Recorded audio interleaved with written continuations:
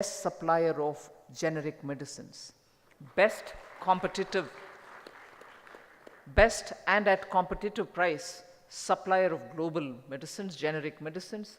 There are many countries which approach us for a government-to-government understanding on supplying medicines. Sooner I see a time when you'll be able to supply cost-competitive medical devices too, because without the devices for diagnostics or even for surgeries, India is not going, allopathic medicine or medical practices are not going to be moving forward.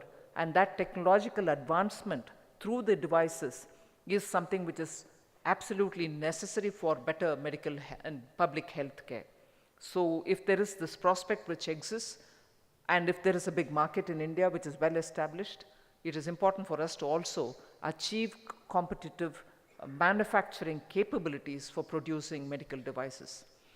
I wish this summit all success, and I'll ensure from industry where constantly with consultations with the ministry concerned, we represent the cause of the medical device producers and also the pharmaceutical industries in international negotiations when we're talking about bilateral or multilateral trade.